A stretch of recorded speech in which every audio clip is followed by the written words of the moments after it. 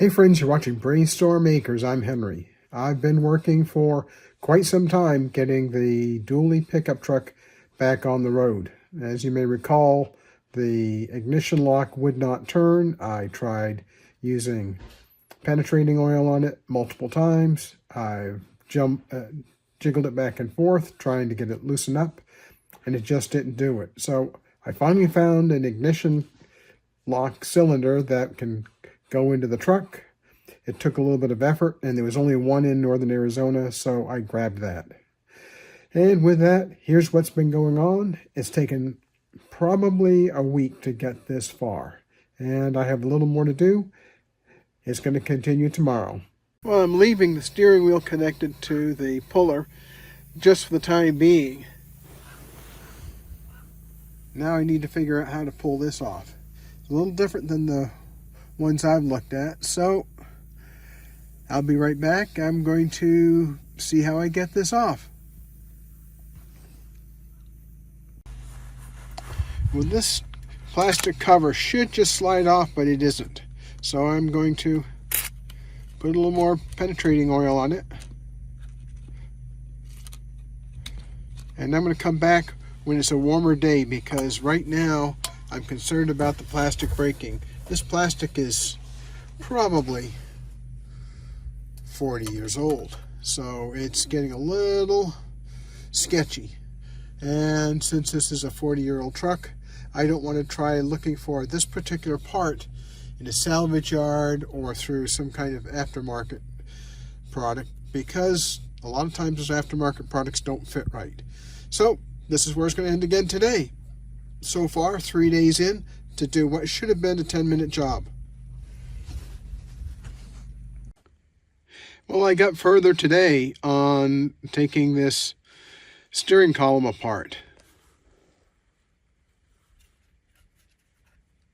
Right here is a retaining clip that would hold this piece on. So I've used the lock plate compressor to compress this plate down, and that's released this clip so I can pull it off. So what I'm going to do now is pull this all the way off,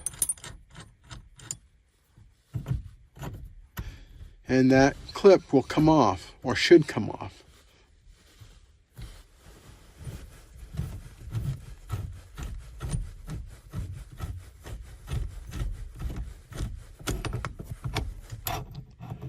There's the puller.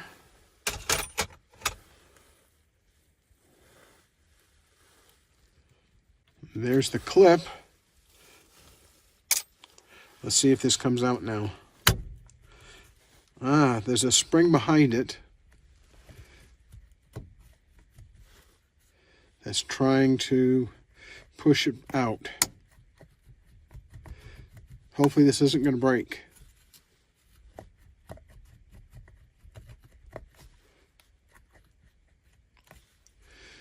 I'm going to need 2 hands on this, so I'm going to put you down for a minute and I'll be right back. Well, last night I drove an hour to pick up the only cylinder lock that will fit this truck in northern Arizona. Other than that, it would be going down to Phoenix or Tucson, and I'm not sure if they had one. But they did have one an hour away, so I went down and picked it up. And fortunately, it was the right size. Now I'm going to try installing it. This should at least allow me to be able to turn the key in this vehicle. We'll see. The new cylinder lock has to be adjusted to go into the correct position in the steering column.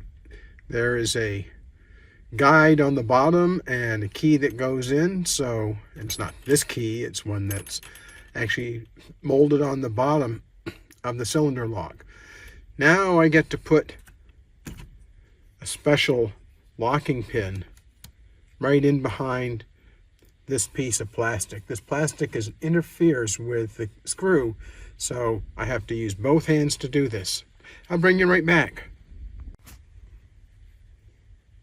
Now this is a special screw that holds that cylinder lock in place.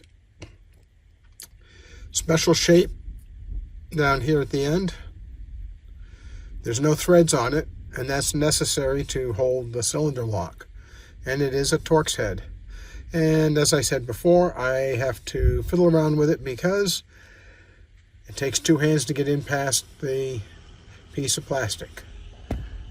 The piece of plastic I'm talking about is right there. And behind it is the hole. It's a little tricky. It's tricky to get out. It'll be tricky to put in.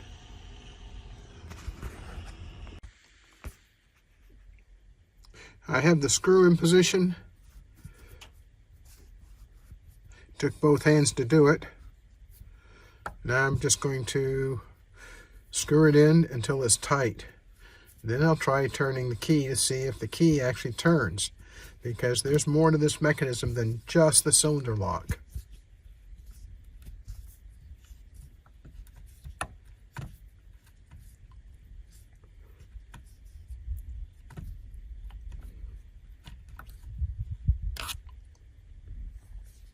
We'll give it a try. The key turns,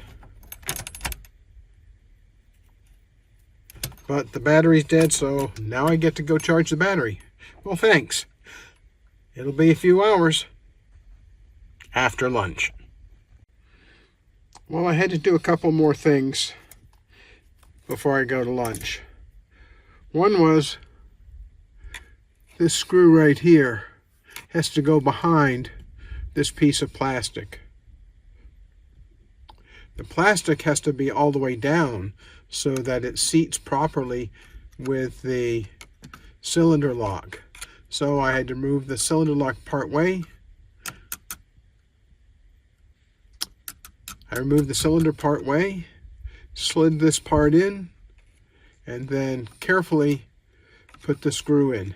So that's all tight now the way it's supposed to be. I'll go ahead and try putting this entire mechanism here back in and see if it's going back together. Oh, I finally have the turn signal control mechanism back in place, but there's one screw that I can't find. I had a bunch of tools fall down on the seat of the truck, and some screws went flying. I've been looking all over the place for the past hour. So far I haven't found them, so I'm going to see if I can find a screw that same size. It looks to be a sheet metal screw, and if I can find it, I'll put it in, because I'm ready to start putting this all together. I checked the ignition lock, which works just fine. I can roll my windows up and down. I can hear the activation of all of the pieces of the truck, which means that at least I have some pieces of electrical wiring in place. I know I have to replace 4 ignition wires, which I'll be doing tomorrow. So, one day closer. In the meantime, I have to find this piece.